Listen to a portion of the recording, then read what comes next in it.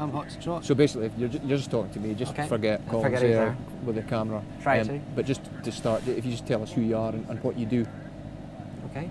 just give us your name and Okay, just give a shout when we're ready to start. yeah, go ahead. Okay, my name's Alan Bickerstaff. I'm a model car racer from Northern Ireland, travelling over here from Lisburn.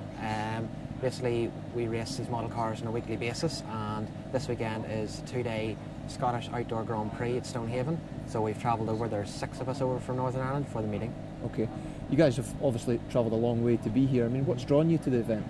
Just the appeal of the championship. Like I say, whoever wins over the next 2 days is, the Scottish Outdoor Grand Prix champion for 2006. So it's the thrill of the chase. You're over for the win. You came second last year. I mean, Yes. what does it take to win an event like this? I suppose there's a bit of luck involved as well, but a lot of preparation goes into the actual car itself, and a lot of practice behind the scenes. At home practicing, maybe you're out maybe twice every week practicing at home as well. So it's a bit of time and effort. How long have you been preparing for this event? I'm preparing for this event basically, and events during the year since probably February of this year, working through. So over the past few months, we've been preparing on the tarmac. Do you think you're in a good position to go one better this year, maybe? Well, I'm going to give it a go again. As you said, last year I got the second place, so this year a win would be nice. There's an indoor Grand Prix held in Dunfermline actually as well, which was in February, so I won that this year. So it'd be nice to follow up with an outdoor Grand Prix one as well. I mean, looking at the sport as a whole, I call it a sport. What is it? Is it a hobby? Is it a sport? I think it's officially recognised as a sport now, but I can understand it's a grey area. I mean, outsiders, looking in, maybe don't know too much about it. What drew you to it in the first place? It's one of those, like you say, outsiders. It's quite difficult because it's a lot of people don't know what goes on. It's quite big in Japan and America. That's basically where it originates from. It is getting more popular over here, but it's just finding out about it.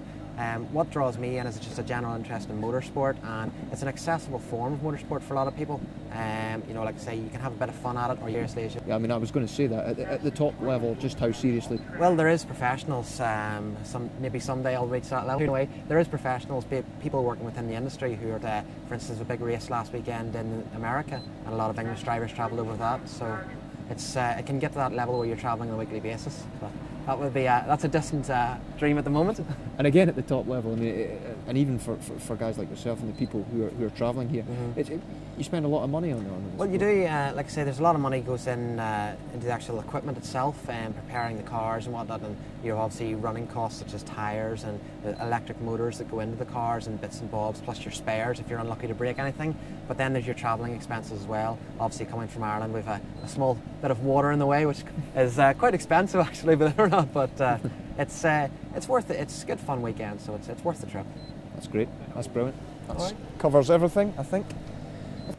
I suppose looking for is just to get an idea of what goes on in this area as a whole. Yeah.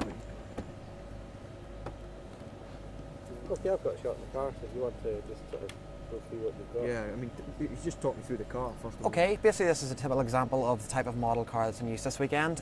First off, the first thing closest to the driver is the radio. Just a standard 2-channel radio. You've got your steering on the right hand side and your throttle and brake on the left hand side. Some drivers opt for reverse, but most just have a brake option as well as a forward movement. They have various computer features which basically enables you to fine tune the car a little from your handset. So it helps, it's a bit of a driver aid, so to speak. You can make readjustments to the amount of steering that the car has and its throttle characteristics. Moving on to the car itself, various components of it. There's obviously the car chassis, which is bought basically as a kit form and built up. From then, obviously, you're adding to the electrics. You have a little servo here, which operates the steering. Okay, just a little movement arm. This is controlled by, this is your radio receiver, which is a small aerial coming down. This little orange box that you can see in here is called the speed controller, and basically what it does is it regulates the power from the battery going into the motor, and also gives a supply to the radio and to the servo. So that's how the car operates. Like I say, servo for the steering, and a wee electric motor sitting at the back here, which drives onto the transmission. Transmission is basically it's a 4-wheel drive with 2 differentials in it. There's a blue prop shaft in the middle of the car there, you might be able to see maybe, and that basically runs from your front to rear gearboxes.